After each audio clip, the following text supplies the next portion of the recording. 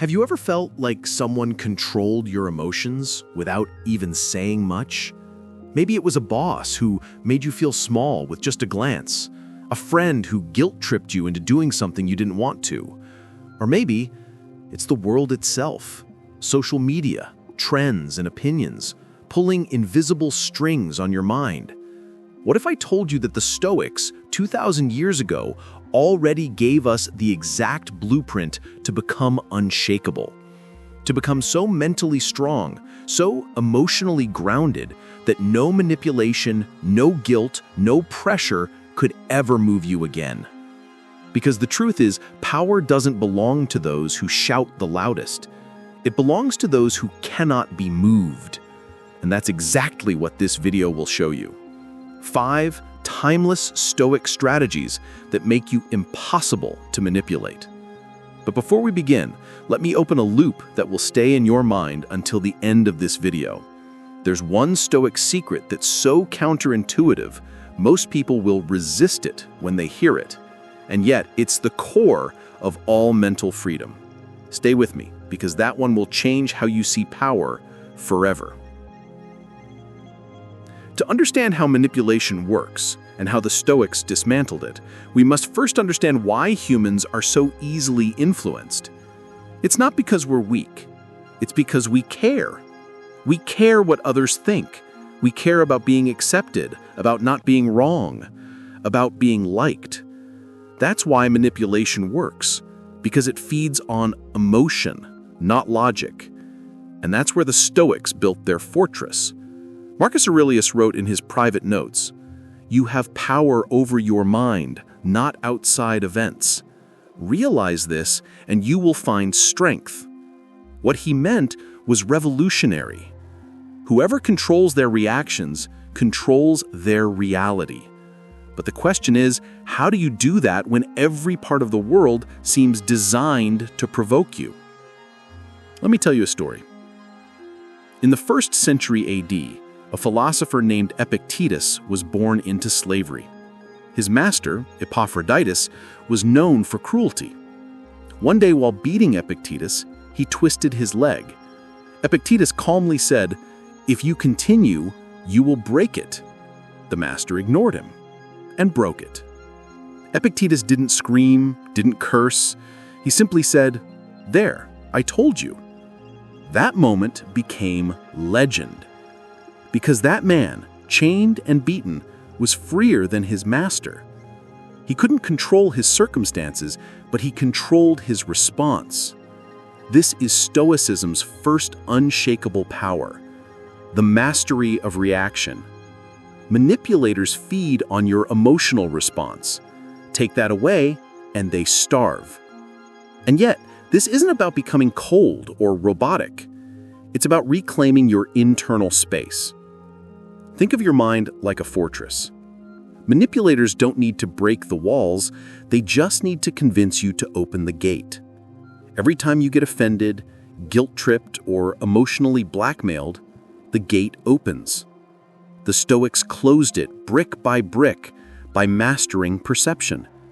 Epictetus taught his students to pause whenever something disturbed them and ask, "Is this within my control or not?" That simple question destroyed 90% of manipulation attempts, because most manipulation works only if you believe you must react. Here's where it gets interesting. Modern psychology backs this up. A study at Stanford found that people who practiced cognitive reframing, basically viewing emotional triggers through logic, became significantly less reactive to social pressure. That's Stoicism in scientific language. It's the art of seeing clearly before you feel deeply. And yet, here's the paradox that most people never realize. Clarity doesn't make you emotionless. It makes you effective. The world manipulates through urgency. Buy this now. Prove them wrong. Don't be left behind. Stoicism rewires you to pause, to step back. And when you pause, you regain the power others lost long ago. But let's be honest, emotional control is easy to talk about, hard to practice. So how did the Stoics actually do it? They trained for it.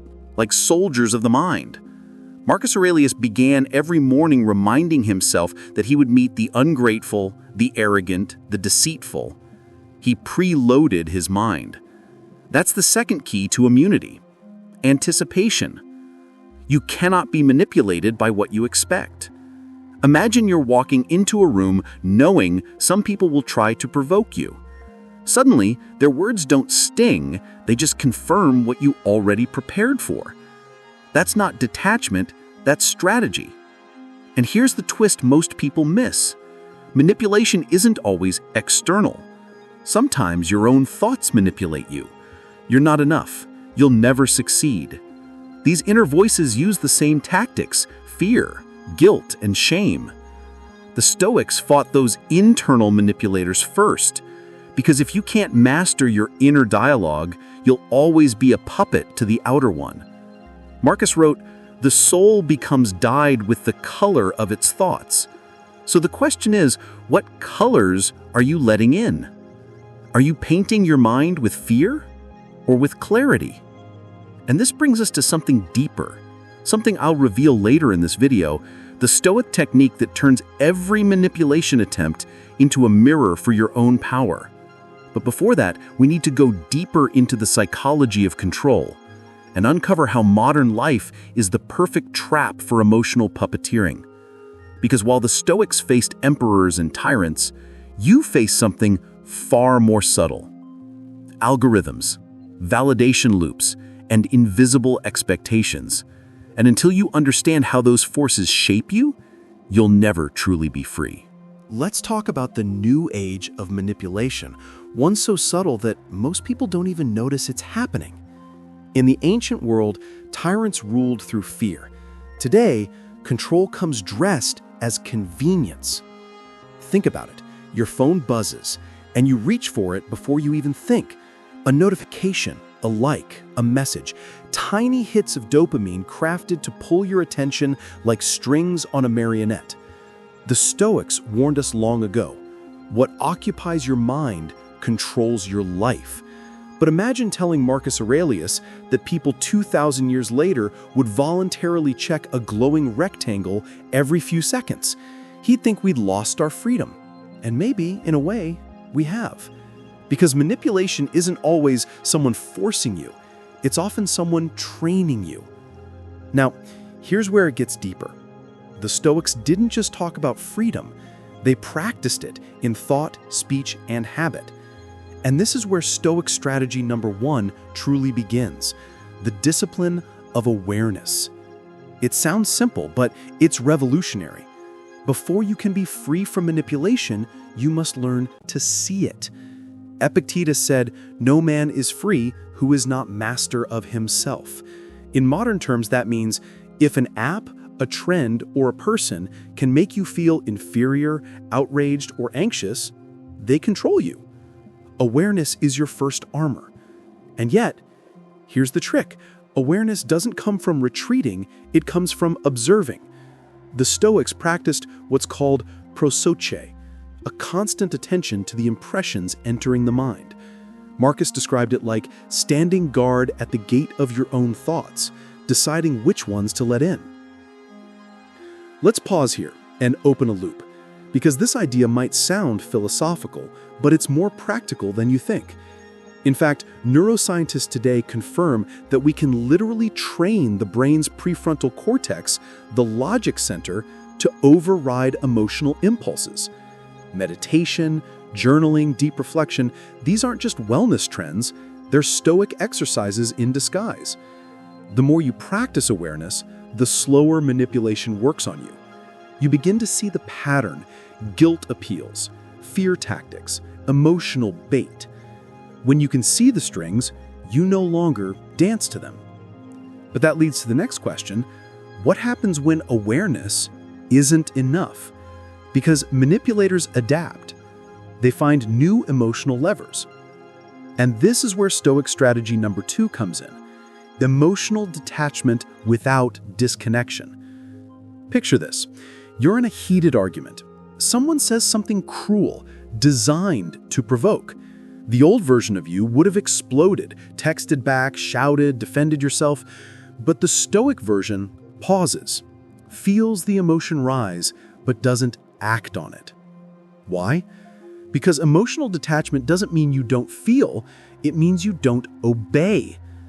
Marcus Aurelius called anger temporary madness. Modern psychologists call it amygdala hijacking, when emotion overrides logic. Stoics trained themselves to delay reaction by a few seconds, and those seconds are the difference between peace and regret. One of Marcus's favorite lines was, "If it is not right, do not do it. If it is not true, do not say it." In that gap, manipulation dies. But let's take this beyond the abstract. Imagine you're online, scrolling through comments. Someone insults you, unfairly.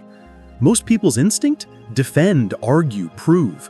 But what if, instead, you paused, smiled, and moved on? That moment, invisible to others, is power. Because manipulators feed on attention. Without reaction, they fade into irrelevance. And ironically, this very silence is what the Stoics use to control even emperors. When you respond to nothing but reason, you become unpredictable. And unpredictability is the one thing manipulators can't control. Here's something few realize.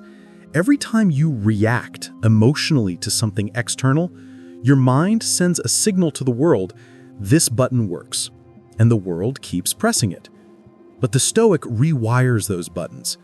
They practice non-reactivity not to escape life, but to engage it with clarity. Seneca wrote, "We suffer more in imagination than in reality." Think about that. How many times have you replayed an argument in your head long after it ended? That's self-manipulation, letting the ghost of an event keep living in your mind rent-free. Stoicism trains you to evict it. But let's take this to a more personal level, a modern story. Sarah, a corporate manager, spent years constantly adjusting her behavior to please her superiors. Every raised eyebrow, every sigh sent her spiraling into anxiety. Until one day, she discovered Stoic philosophy. She started journaling every morning, asking herself, what part of this is within my control?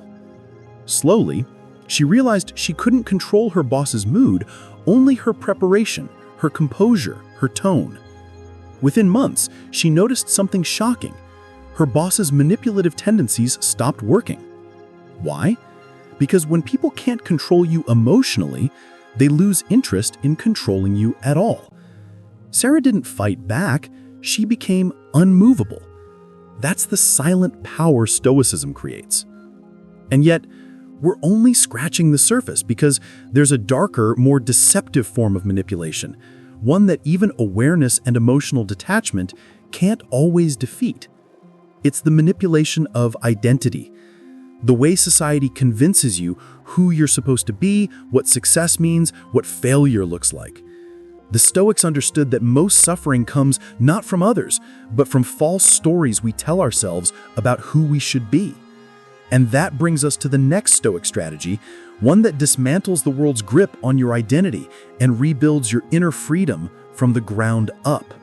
Let's open the third door, identity manipulation. The most powerful form of control doesn't come from fear or force. It comes from belief. Because if someone can convince you who you are, they don't need to control what you do. You'll do it willingly. The Stoics saw this clearly. They knew that identity, left unexamined, becomes a cage. Epictetus told his students, "You are not what happens to you, but how you respond." But in the modern world, response isn't the problem. Reaction to identity is. We're told who to be from birth by family, culture, algorithms, and influencers whispering in our feeds. We're told what success looks like, what's cool, what's worth it. Every scroll tells you you're not enough, yet. And every yet keeps you chasing the illusion of completion. That's not motivation, that's manipulation disguised as aspiration. Now here's where the Stoic brilliance cuts through like a sword. Stoic strategy number 3, radical self-ownership. The Stoics believed that freedom begins when you stop outsourcing your self-worth. They called it living according to nature, not trees and rivers, but your inner nature, your rational essence. Marcus Aurelius wrote, "Waste no more time arguing about what a good man should be. Be one." That's self-definition. No algorithm, no approval, no opinion required. Imagine what would happen if you truly lived by that. No need to prove, to impress, to defend. The world loses its grip. You stop being a puppet, you become the puppeteer of your own mind. Let's test this in the real world. Picture a teenager scrolling through social media. Every influencer tells him what success looks like: luxury, followers, status. He compares, feels small, inadequate, behind. He's manipulated, not by force, but by comparison. Now imagine if that same teenager applied Stoic self-ownership. He'd ask, do I control how others see me? No. Do I control my effort, my growth, my character? Yes. The moment he redirects his focus to what's within his control, the chains fall off. His worth stops fluctuating with the world's opinions. That's the Stoic rebellion. Invisible, silent, and unstoppable. But there's something even more dangerous: that identity-based manipulation through praise. We often think manipulation is only about criticism or guilt, but the cleverest manipulators use flattery. They tell you what you want to hear, then guide you where they want you to go. Seneca warned about this long before social media. A flatterer is a friend who is your enemy. Today, brands, politicians, and influencers have mastered this. You're smart if you buy this. You're powerful if you vote this way. You're enlightened if you agree with us. Praise turns into programming. But the Stoic sees through it, because the Stoic doesn't seek validation, only virtue. Let me share a story that perfectly captures this. There's a legend about a Stoic philosopher who was once celebrated in the streets for his wisdom. Crowds gathered, cheering his name. His student asked, "Master, does this not please you?" The philosopher smiled and replied, "If it pleases me when they cheer, it will pain me when they boo." That single statement reveals one of the deepest Stoic truths. Dependence on approval is voluntary slavery, because anyone who can give you validation can take it away. And in that dependency, you are no longer free. Modern psychology calls this the external locus of control. People who base their self-worth on external validation are significantly more prone to anxiety, burnout, and emotional manipulation. In contrast, those with an internal locus, who define their worth through their own standards, are nearly immune to social pressure. This is exactly what the Stoics taught 2 millennia ago. They didn't care what people said about them. They cared whether they lived according to their principles. Marcus Aurelius, the emperor of Rome, was criticized daily, yet he wrote, "It never ceases to amaze me. We all love ourselves more than other people, but care more about their opinions than our own." That line should be tattooed on every smartphone. And here's the fascinating paradox. When you stop chasing validation, the world starts respecting you more. Because people can sense when you're not easily swayed. You radiate quiet power. The Stoics called it apatheia, not apathy, but emotional invulnerability. It's what makes people lean in, not because you demand attention, but because you don't need it. And that's what manipulators fear most, someone who doesn't need them. But let's go one layer deeper, because there's a hidden cost to identity manipulation that most people overlook: self-betrayal. Every time you act against your values to please someone else, you weaken your internal compass. Over time, you lose the ability to know what you truly want. The Stoics called this losing the ruling principle, the inner guide that governs your reason. Without it, you become easy prey to anyone with confidence and conviction. You become what others need, not who you are. But when you protect that inner guide, something magical happens. Decisions become simple. You stop asking, "What will they think?" and start asking, "Is this right by my values?" That's unshakable freedom. And here's the open loop. This idea of self-ownership sounds empowering, but it demands something terrifying: the courage to be disliked. The Stoics embraced discomfort as a test of strength, because to live free from manipulation, you must be willing to lose approval, comfort, even status. The next Stoic strategy reveals exactly how they trained that courage and how you can apply it in your own life to become mentally unbreakable even when the world turns against you. Let's talk about the kind of courage most people avoid. Not the courage to fight, but the courage to stand alone. The Stoics believed that the ultimate strength wasn't physical or social, it was moral. Because when you have the courage to be disliked, you become untouchable. Imagine this: the manipulator's greatest weapon is your fear of rejection. If they can make you afraid of being disliked, they can make you obey. And that's why Stoic strategy number 4 is so powerful: the discipline of indifference. It's not coldness, it's control. The Stoics mastered the art of being calm in the storm of judgment. Marcus Aurelius wrote, "If it is endurable, then endure it. Stop complaining." He was reminding himself that public opinion is just noise, temporary, inconsistent, and irrelevant to virtue. But how do we apply that when the world is louder than ever, when rejection feels like exile and silence feels like failure? Let's take a story from Marcus's own life, a moment that defines Stoic courage.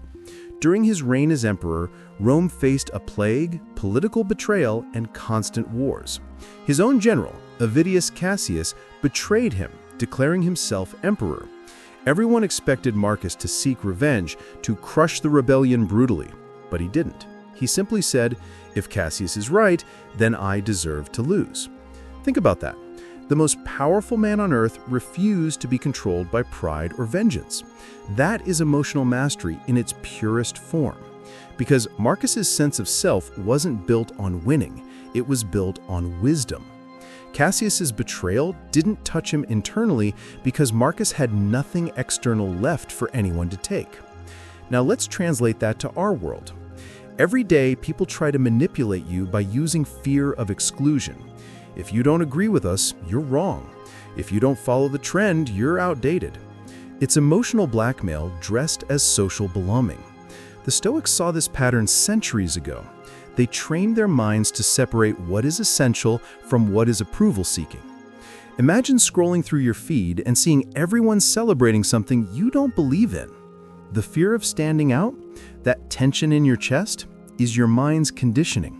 The Stoic breaks that pattern by asking, "Does this align with my values?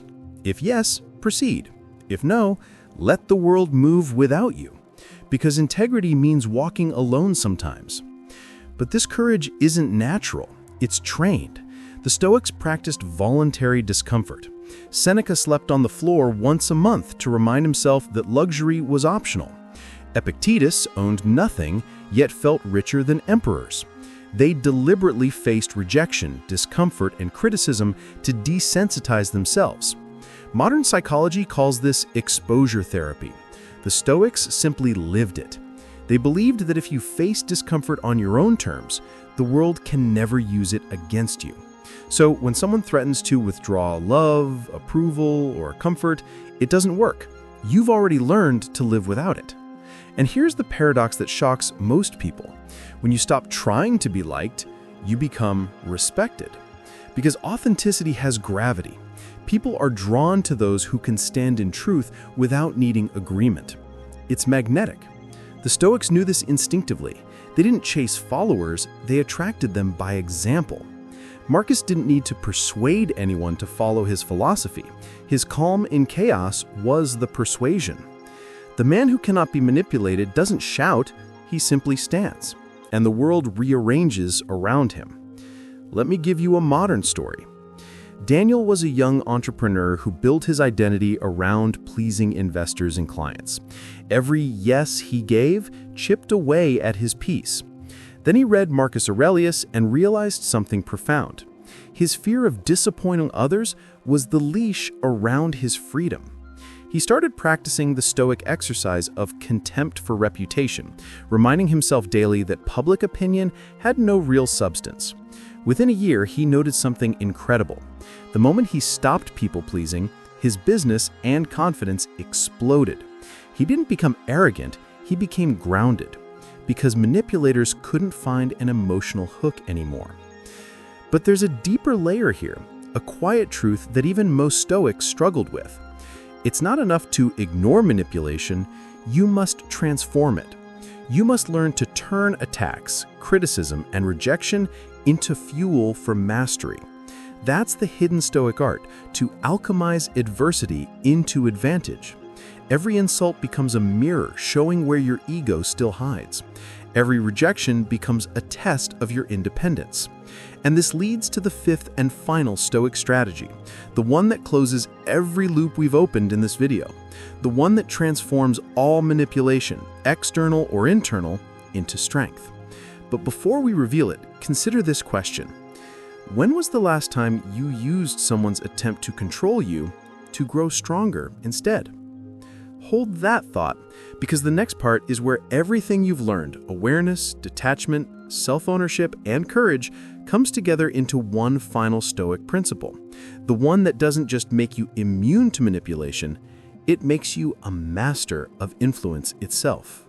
Here it is, the final and most transformative Stoic strategy: transmutation, turning manipulation into mastery. You see, the Stoics didn't just avoid manipulation, they used it. Every emotional attack, every insult, every pressure, they turned into a weapon for self-evolution. Marcus Aurelius, Seneca, Epictetus, they all believed that life's trials weren't obstacles, but training grounds. Marcus wrote, "The impediment to action advances action. What stands in the way becomes the way." That one sentence destroys manipulation at its root, because if every attempt to control you only makes you stronger, who can ever truly control you again? Let's break it down with a story. A Roman senator once tried to humiliate a Stoic philosopher named Musonius Rufus by mocking him publicly, calling him a fraud. The crowd laughed. Musonius didn't respond. The senator pressed harder, trying to provoke anger. Still, nothing. Finally, Musonius smiled and said, "You seem to know me well. I wish I knew myself so clearly." The crowd went silent. The attack had dissolved into wisdom.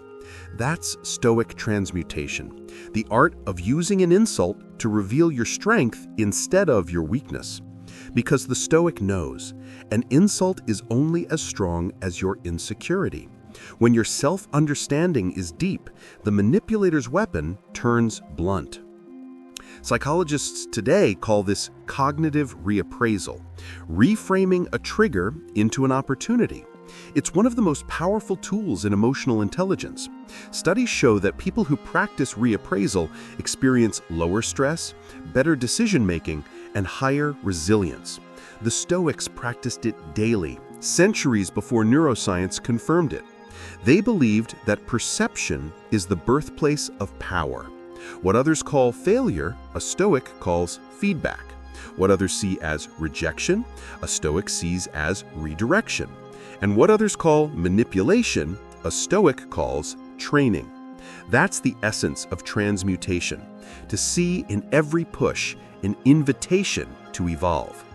But this isn't just philosophy, it's practical, brutal psychology. The moment someone tries to emotionally control you, you gain a mirror into your own unmastered areas.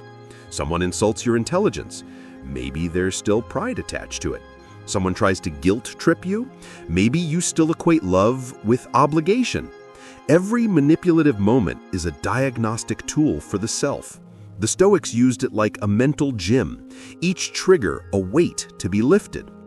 Epictetus said, "Difficulties show what men are." In modern terms, pressure exposes programming. When you feel emotional tension rising, it's not proof of weakness, it's proof of an opportunity to rewrite your response. Let's apply this to real life. Imagine your partner gives you the silent treatment to manipulate your behavior. Instead of reacting with fear or frustration, you pause. You observe your discomfort, not to suppress it, but to study it. You ask, What belief in me is being triggered? Maybe it's the belief that love can be withdrawn. The Stoic doesn't just fix the situation, they fix the root illusion. They remind themselves, love is not control. My peace is not negotiable.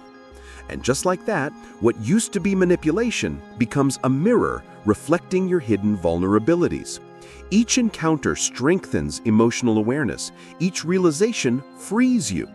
But because your energy no longer feeds their control. Humans are wired to test emotional boundaries.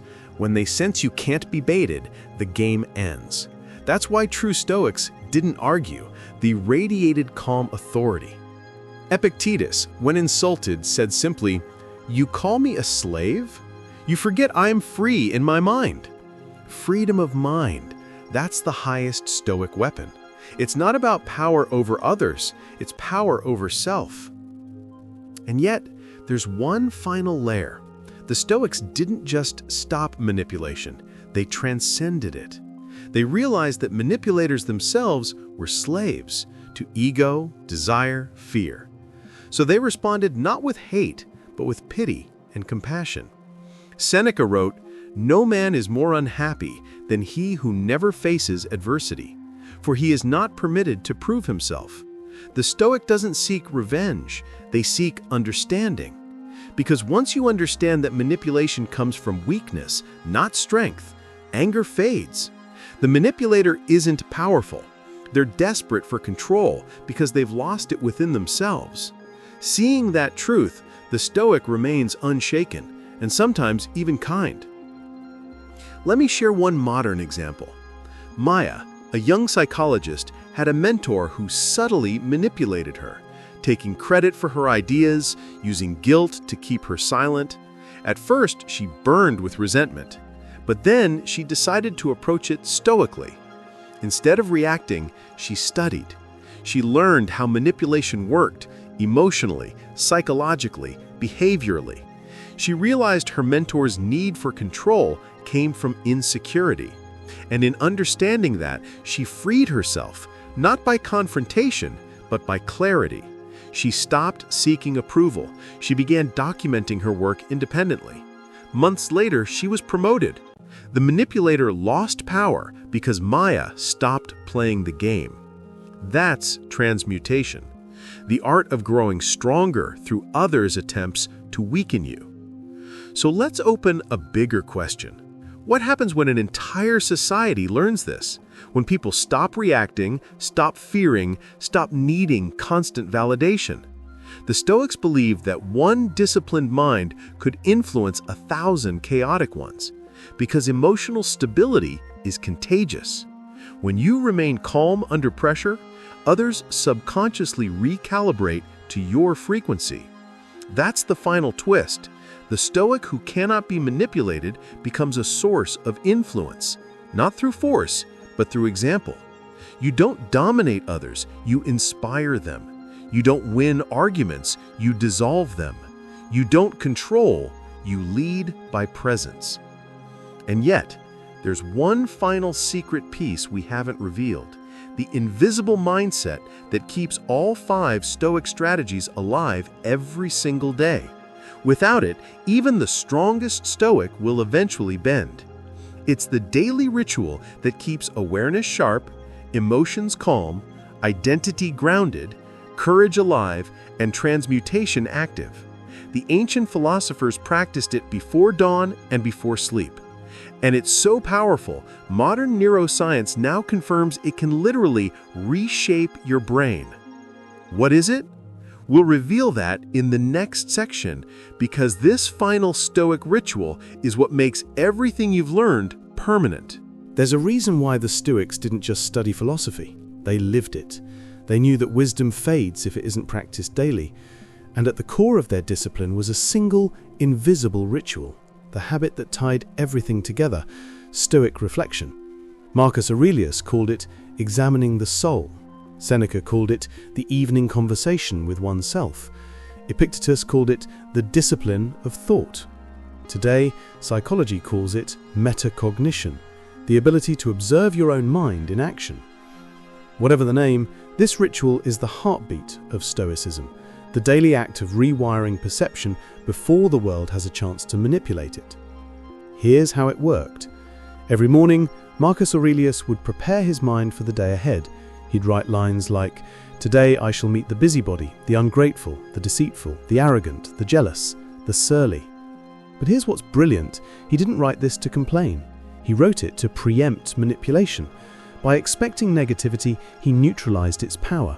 The Stoics understood that surprise is the first step to emotional control loss. When you anticipate challenge, you stay steady. Think about it. How often do we get upset, not because of what happened, but because we didn't expect it? The Stoics hacked this by mentally rehearsing discomfort daily. This wasn't pessimism, it was emotional preparation. And every evening, they did the opposite ritual, reflection. Seneca would review his day like a philosopher reviewing data. Where did I act according to reason? Where did I lose control? What did I allow to disturb my peace? He didn't do this to judge himself, but to understand his programming. Modern neuroscientists now know that reflection activates the brain's prefrontal cortex, the center of self-awareness, and weakens emotional reactivity over time. In other words, Stoic reflection literally rewires the brain to resist manipulation. You train yourself to see patterns, what triggers you, who manipulates you, where your ego gets hooked. Over weeks, your self-mastery becomes automatic. But here's where most people go wrong. They confuse reflection with rumination. Reflection builds awareness, rumination builds anxiety. The Stoics didn't dwell, they diagnosed. If Marcus lost his temper, he didn't spiral, he analyzed it. What belief caused my reaction? What expectation did I fail to adjust? That's how they turned every failure into feedback. And that's what you must do too. When someone triggers you, instead of replaying the scene, extract the lesson, because the mind that reflects learns twice, once from experience and again from understanding. Let me give you a modern example. Ethan, a software engineer, found himself constantly drained after conversations with his co-worker, a master manipulator who used guilt and flattery to get his way. Instead of avoiding him, Ethan began a Stoic ritual. Each night, he'd write down exactly what phrases triggered him and why. He realized it wasn't the words, it was his own fear of seeming unhelpful. Once he saw that, the manipulation vanished. He stayed calm, set boundaries, and didn't need to explain himself. Within weeks, his co-worker stopped trying. That's the power of reflection. It exposes invisible levers others use to move you. But the Stoics didn't stop there. They combined reflection with visualization. Before sleep, they'd imagine losing everything they had: wealth, status, health, even life. This exercise, called premeditatio malorum, the premeditation of evils, wasn't dark, it was liberating. It trained them to accept reality without fear, because if you've already accepted loss in your mind, no one can use fear of loss to control you. That's the ultimate manipulation immunity. Marcus wrote, "Do not act as if you had 10,000 years to live." He was reminding himself that awareness of mortality burns away trivial concerns. When you truly grasp how short life is, you stop letting small minds pull your strings. Here's the neuroscience behind that. Visualizing adversity activates the same brain regions as actually facing it, meaning your mind practices calm under pressure before pressure arrives. The Stoics used imagination as mental armor. Every night they rehearsed peace, acceptance, and perspective. Every morning they stepped into life ready for chaos. That's not spirituality, that's training. Emotional resilience isn't born, it's conditioned. But here's the hidden secret inside this ritual. Reflection doesn't just protect you, it transforms your perception of the world. You stop seeing manipulators as enemies and start seeing them as teachers. Every insult becomes data. Every guilt trip becomes a signal. Every lie becomes an opportunity to practice truth. The Stoics didn't pray for easier people, they prayed for stronger minds. And through daily reflection, they became immune. Not because the world changed, but because they did. And yet, there's one more truth that ties all of this together, a paradox that sits at the heart of Stoic freedom. Reflection, awareness, detachment, self-ownership, courage, and transmutation, they all lead to one realization, that peace is not the absence of manipulation, but the presence of mastery. The final part of this video will reveal what that mastery actually looks like, how to live as a modern Stoic in a world that profits from your distraction, feeds on your emotions, and depends on your reactivity. It's the final layer, the Stoic state, that makes you not just unmanipulable, but unstoppable. Imagine this. You wake up, check your phone, and before your feet even touch the ground, your mind has already been hijacked. Notifications flash like traps, headlines scream for your outrage, and algorithms whisper your desires back to you. Every scroll is a small surrender. Every click is a vote for distraction. The modern world isn't run by tyrants, it's run by attention engineers, and the battlefield isn't outside, it's inside your mind. That's why Stoicism isn't ancient philosophy anymore. It's survival training for the digital age. The Stoics understood something most people still don't. The one who controls perception controls behavior. That's why manipulation today doesn't need chains or threats, it just needs your attention. If Marcus Aurelius lived today, he wouldn't fight gladiators, he'd fight the endless pull of dopamine.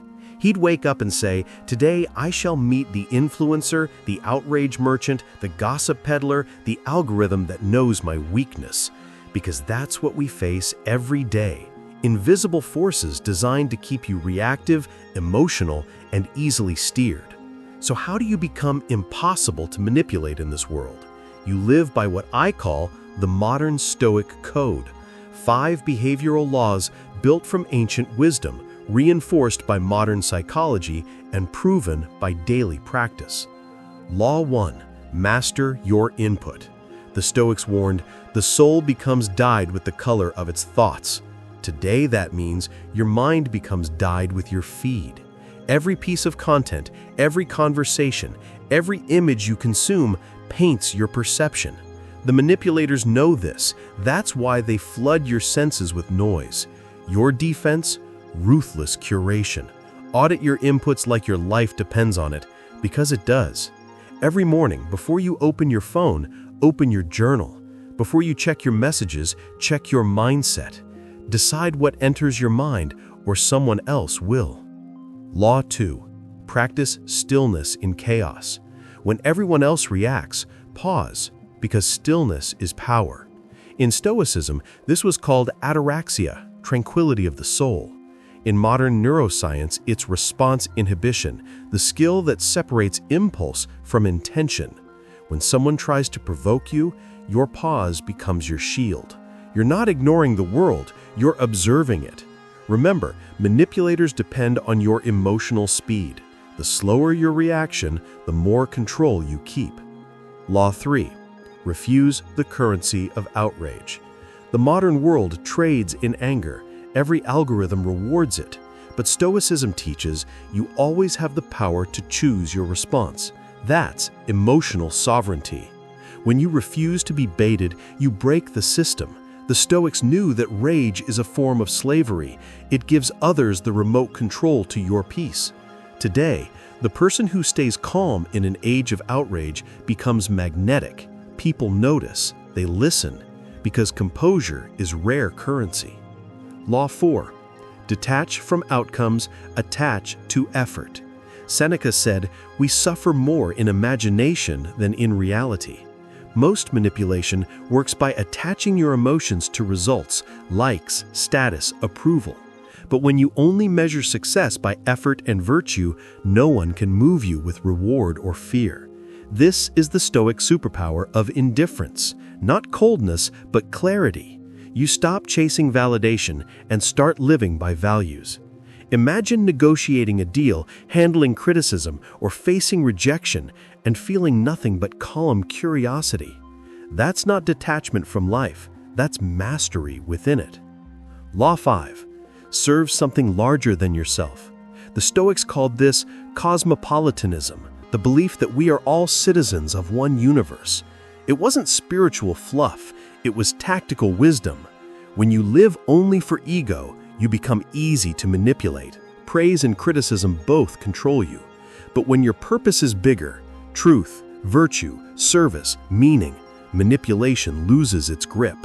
A person on a mission is ungovernable. You can't guilt them, flatter them, or scare them. They've transcended the social game. Now, let's make it practical. Picture yourself walking into a meeting where gossip swirls, egos clash, and tension fills the air. Instead of matching the chaos, you slow down. You breathe.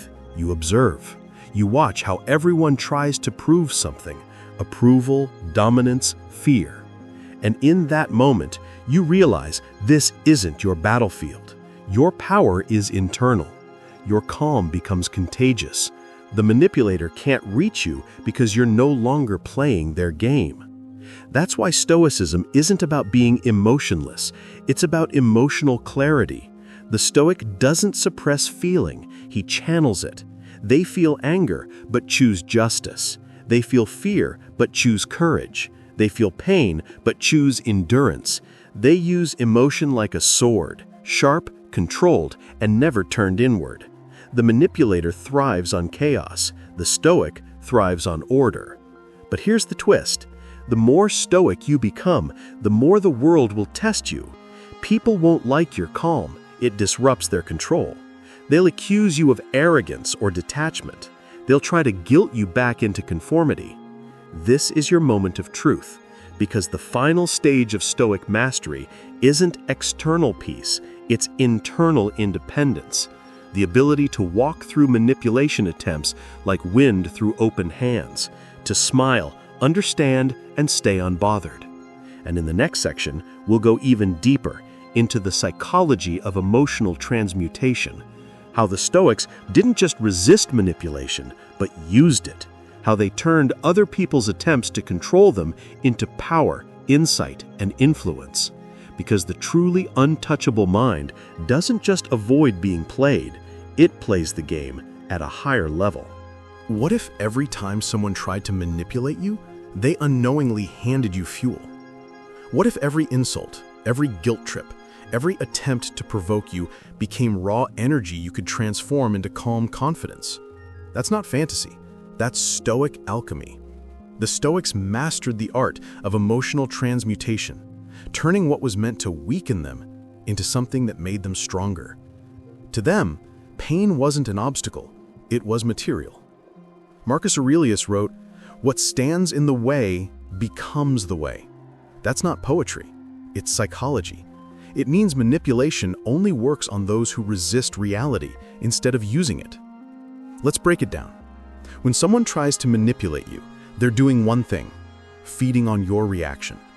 Manipulation is parasitic. It lives off your energy. The moment you react emotionally, you supply it. But when you choose awareness over reaction, something shifts. The manipulator's strategy collapses because you're not playing by the emotional script. You've taken back the power of response, and that's when transformation begins. Epictetus described it simply. Men are disturbed not by things, but by the views which they take of things.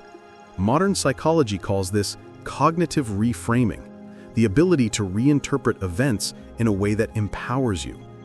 Every time you reframe, you transmute. You're not denying the emotion, you're redirecting it.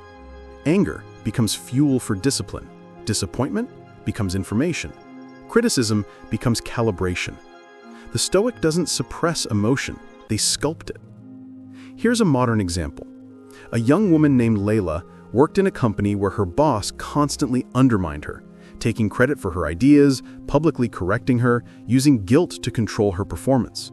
At first, she fought back emotionally, arguing, defending, losing sleep. Then one night, she read a line from Seneca. "No man is more unhappy than he who never faces adversity, for he is not permitted to prove himself." That hit her. She realized her boss was the perfect training ground for her Stoic practice. So she changed her strategy. Instead of reacting, she observed. Every manipulation attempt became a test of her composure. She documented them, stayed factual, and remained polite but firm. Within weeks, she wasn't flustered anymore. She was composed. Her boss lost control because she stopped giving emotional fuel. Eventually, she was promoted to his position. That's Stoic alchemy in action, power through calm. But let's take this deeper. The The Stoics believed that negative emotions were not enemies, they were signals pointing toward unmastered parts of ourselves. When someone triggers you, they reveal a weakness in your inner fortress. Maybe it's your need for approval, your fear of rejection, or your attachment to control. The manipulator doesn't create those cracks, they find them. Your job is to seal them with awareness. Every trigger is a teacher. Every discomfort is data. The moment you start treating pain as feedback instead of punishment, you evolve faster than anyone around you. In neuroscience, this process activates the anterior cingulate cortex, the part of the brain responsible for emotional regulation. When you consciously reframe a stressful situation, you strengthen that region like a muscle. Over time, it becomes instinct. You literally rewire yourself to stay composed. That's why Stoics seem superhuman. They had trained their neural circuitry for peace. While others were slaves to impulse, they were sculptors of energy. Here's another layer most people miss. Stoic transmutation isn't passive, it's strategic. They didn't just endure manipulation, they used it to understand human nature. Every deceptive person became a case study. Every insult was a free seminar in ego. Marcus didn't hate the arrogant general, he studied him. Epictetus didn't curse the cruel master, he observed him. Because the Stoic knows understanding behavior is power. Once you see the pattern behind manipulation, it loses its magic. You stop being a victim and start being a student. In today's world, that translates into emotional aikido. Instead of blocking force with force, you redirect it. Someone tries to guilt you, you thank them for their honesty and restate your boundary. Someone tries to insult you, you agree playfully and move on. They expect resistance, you give reflection. They expect emotion, you give observation. Suddenly they're disarmed because you've stepped outside their emotional economy. You're operating from a higher frequency. But there's an even deeper truth here, one that separates ordinary Stoics from masters. True emotional transmutation isn't just about control, it's about compassion. Once you see manipulation clearly, you realize it always comes from fear. Fear of losing power, fear of rejection, fear of insignificance. The manipulator isn't strong, they're desperate. And when you see that, you stop hating them. You stop reacting entirely. You become unshakably calm because you understand the psychology beneath the performance. That's why the Stoics were so hard to defeat. They didn't just protect their peace, they turned the chaos of others into insight. When you live like that, you become magnetic. People sense your stability, they confide in you, trust you, follow you, not because you demand it, but because your energy commands it. That's the paradox of Stoic power. The less you try to control others, the more influence you gain. But there's still one final layer left. The state beyond transmutation, beyond awareness, beyond control. The Stoics called it eudaimonia, flourishing.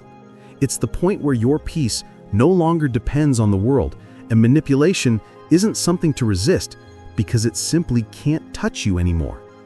In the next section, we'll uncover how to reach that level, how to live as a Stoic sage in a modern world designed to test every part of your humanity, and how to walk through it untouchable. Imagine waking up and feeling completely unbothered by anything external. Not because you've isolated yourself, but because nothing holds emotional leverage over you anymore. No insult can sting, no flattery can trap, no fear can steer.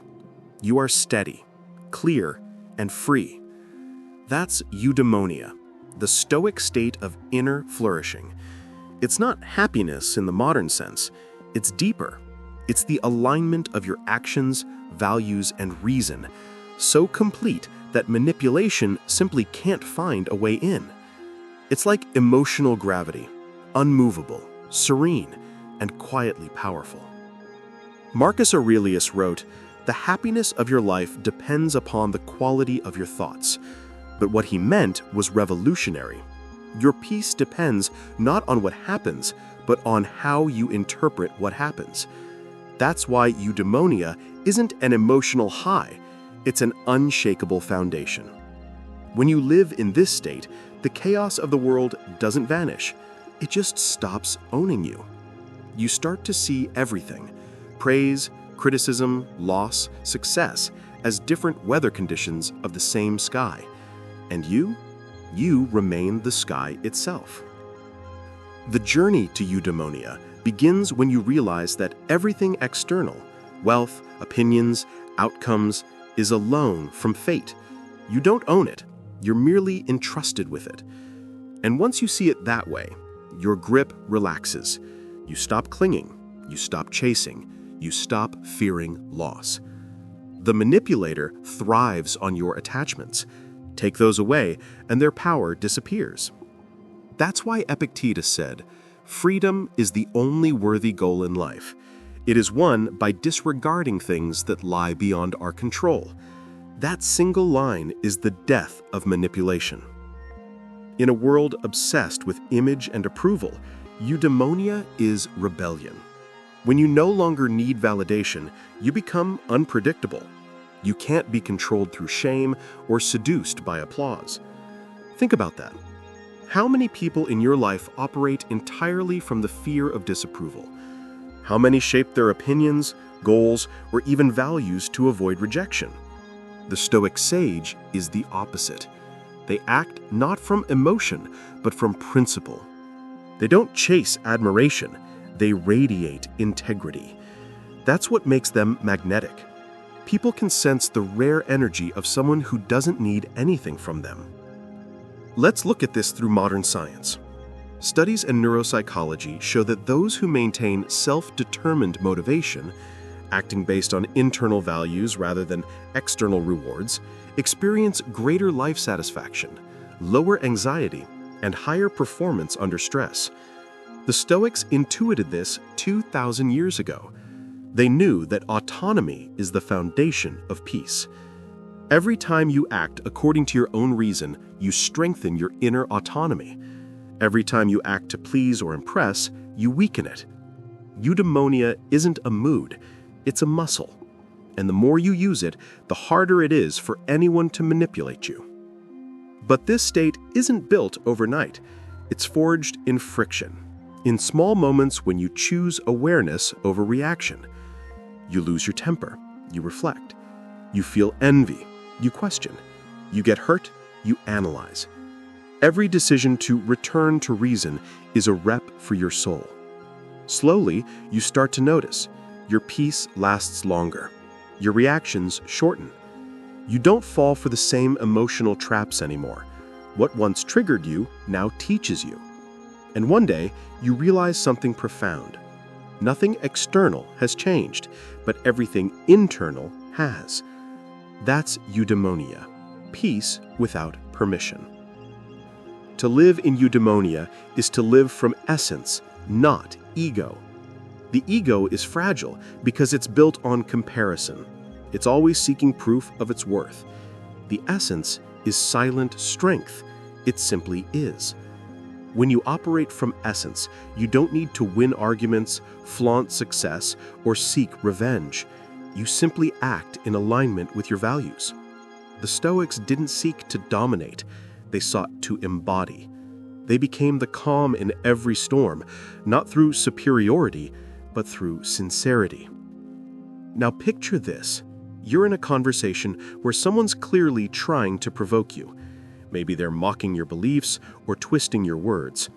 The old you would have defended yourself, tried to explain, maybe even fought to prove your worth. The Stoic you smile. You listen. You let silence do the work, because silence is power. It unnerves manipulators. It forces them to face their own noise. In that quiet, you see their struggle clearly, and you feel nothing but calm understanding. That's not weakness. That's mastery. Marcus Aurelius ruled the world's most powerful empire, yet wrote in his private notes, "Waste no more time arguing what a good man should be. Be one." That's the ultimate Stoic flex. Stop talking about strength. Be strength. Stop chasing peace. Become peace. When you embody that level of congruence, manipulation becomes irrelevant. The Stoics didn't seek to conquer emotion, they transcended it. But there's one final truth, the most radical of all, and it's what we'll explore in the last section. It's the secret that even many modern Stoics overlook, that true freedom doesn't come from control, but from surrender. Not submission to others, but surrender to reality itself. The final paradox of Stoic power is this: when you stop needing the world to be a certain way, you gain influence over your experience of it. The next and final part will reveal how to embody that, how to live as a modern Stoic who walks through manipulation, chaos, and uncertainty, not with resistance, but with effortless grace. At the end of all striving, all control, all philosophy and practice, there is only this: surrender. Not the kind born of weakness or defeat, but the kind born of profound understanding. The realization that peace doesn't come from conquering life, but from aligning with it. This was the final frontier of Stoicism, the space where Marcus Aurelius, Seneca, and Epictetus all met, in quiet acceptance of what is. Because once you stop resisting reality, reality stops resisting you. You become fluid, adaptable, untouchable. That's what makes a Stoic impossible to manipulate. They no longer fight the flow, they move with it, yet never lose themselves in it. Marcus wrote, "Accept whatever comes to you woven in the pattern of your destiny, for what could more aptly fit your needs?" That's not fatalism, it's freedom. It means stop arguing with the present moment. When you accept what is, you remove the manipulator's last weapon, your resistance. The manipulator's entire strategy is to make you want something: approval, control, certainty. They can't touch the person who doesn't crave. The modern Stoic doesn't suppress desire. They understand it. They let it exist, then let it pass. They watch thoughts and emotions rise and fall like waves without clinging to any of them, because they know you can't be manipulated by what you can watch without attachment. Look around you. The modern world sells control disguised as freedom. It tells you that peace comes from optimizing, achieving, proving. But the Stoic laughs softly at this. They know control is an illusion, a story the ego tells to feel safe. What the Stoics master is not the world, but the self. Not circumstances, but perspective. They live by a quiet mantra: I cannot control what happens, but I can always control how I meet it. And in that moment, they become unstoppable, because they no longer need life to cooperate before they can be at peace. Think about water. It can crash through stone or flow around it. It never argues, it adapts. That's the Stoic ideal, serenity with strength. When life shifts, they don't panic, they pivot. When others break under uncertainty, they breathe. That's why their calm feels supernatural, because it's forged through surrender, not suppression. Seneca wrote, "He suffers more than necessary who suffers before it is necessary." And that's what most people do. They suffer twice, once in imagination and once in reality. The Stoic, however, only suffers once, if at all. Because when you stop resisting the present moment, pain becomes pure experience, temporary, instructive, and powerless to define you. Here's the paradox. Surrender doesn't mean apathy. It's not about giving up ambition or passion. It's about removing attachment from them. You can pursue goals without being enslaved by them. You can love deeply without fearing loss. You can work hard without craving recognition.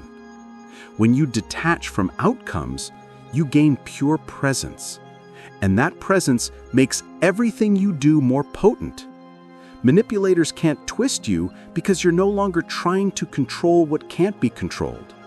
You've traded tension for focus, anxiety for clarity.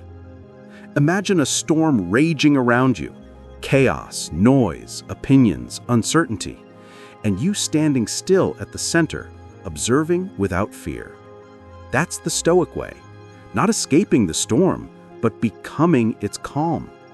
You still feel the wind, still see the lightning, but your peace remains untouched. You stop asking, "Why is this happening to me?" and start saying, "This is happening for me, to test my reason, refine my patience, reveal my strength." Life stops being an adversary and becomes a training partner. Every challenge turns into an opportunity to sharpen your soul. That's the essence of true Stoic mastery. You stop reacting to life and start responding to it. You stop running from discomfort and start walking through it with grace. You start to realize that nothing external has ever truly been the problem, only your interpretation. And that's when the chains fall off. Because what can the world do to a person who has already accepted everything it can take away? You can't manipulate the mind that has made peace with loss. You can't provoke the heart that has chosen compassion over ego. You can't control the soul that finds meaning in everything. The Stoics didn't promise a painless life, they promised an unbreakable one. And that's the difference. Pain will come, loss will come, injustice will come. But when they do, you'll meet them like an old friend. You'll nod, breathe, and move forward untouched at your core. Because your peace doesn't live in their approval, your purpose doesn't depend on their validation, and your power doesn't require their permission. You've become the rarest kind of human, one who walks through manipulation, temptation, and chaos with quiet strength and an unshakable smile. So as this lesson closes, remember this: the Stoics' goal isn't to dominate others. It's to master the self so fully that domination becomes irrelevant. True power doesn't shout, it simply is.